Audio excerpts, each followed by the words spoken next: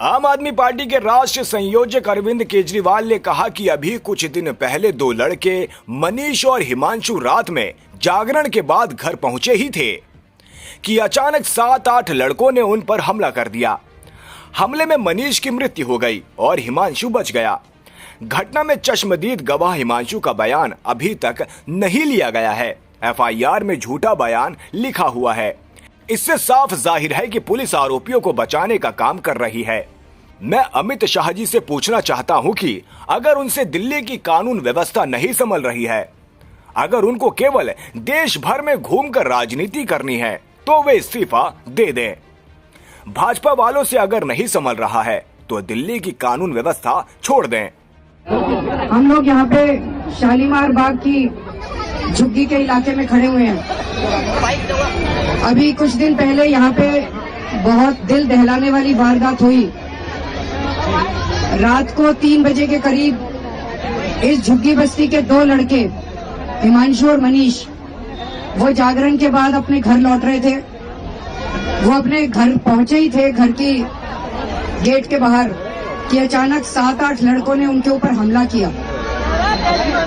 उनमें से मनीष को इतनी बार चाकुओं से गोदा गया कि उसकी मौत हो गई, लेकिन हिमांशु बच गया।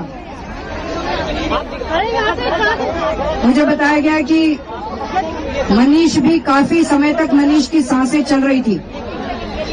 पुलिस मनीष को टाइम पे अस्पताल नहीं लेके गई और उसको टाइम के ऊपर मेडिकल सुविधा नहीं मिली।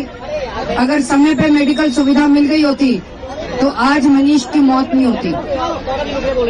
दूसरा सबसे बड़ा मुद्दा उठता है कि इसमें जो चश्मदीद गवाह हैं हिमांशु, उसका स्टेटमेंट अभी तक नहीं लिया गया है। एफआईआर के अंदर जो स्टेटमेंट हिमांशु का लिखा हुआ है, वो स्टेटमेंट बताया जा रहा है कि वो झूठा स्टेटमेंट है, वो हिमांशु का स्टेटमेंट नहीं है। इससे साफ जाहिर है कि पुलिस दोषियों को बचाने की कोशिश कर रही है। पुलिस की किसके साथ सांठगांठ है?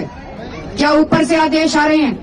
मैं अमित शाह जी से पूछना चाहता हूं कि अगर उनसे दिल्ली की कानून व्यवस्था नहीं संभल रही है, अगर उनको केवल और केवल देश भर में घूम घूम के राजनीति करनी है, तो वो इस्तीफा दे दें। अगर उनसे दिल्ली नहीं संभल रही है, बीजेपी वालों से अगर नहीं संभल रहा है तो बीजेपी वाले इस्तीफा दे दें, छोड़ दे दिल्ली की कानून व्यवस्था। लेकिन चारों तरफ इतनी अफरा तफरी मची हुई है। मैं अभी झुग्गी बस्ती से निकल रहा था, लोग दहशत के अंदर जी रहे हैं। लोग कह रहे हैं कि शाम को 6-7 बजे के बाद घर से निकलना मुश्किल हो गया, सब डरे हुए हैं।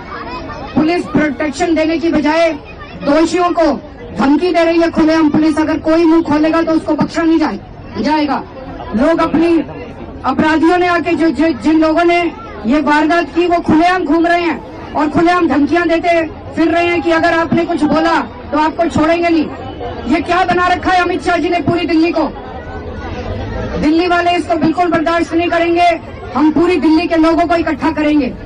जब से पिछले दिनों से मैं गली गली में लोगों के बीच में जाने लगा हूं, लोगों की ये वारदातें सुनने लगा हूं, मेरे पास इतने फोन आ रहे हैं लोगों के, इतनी मेरे पास मैसेजेस आ रहे हैं, चिट्ठियां आ रही हैं। लोग कह रहे हैं कि हमारे पास भी आओ मिलने, हमारे इलाके में भी बहुत बुरा हाल है, हमारे इलाके में भी बहुत बुरा हाल है। यहाँ पे नशा बिक रहा है, यहाँ पे चेन स्नैचिंग हो रही है, यहाँ पे फोन छीने जा रहे हैं। पूरी दिल्ली के अंदर अफरा तफरी है। अब आने वाले दिनों के अंदर मैं जिन जिन लोगों के मेरे पास मैसेजेस आ रहे हैं, सबके पास जाऊंगा, दिल्ली के कोने कोने में जाऊंगा और दिल्ली वालों के साथ केजरीवाल खड़ा हुआ मिलेगा।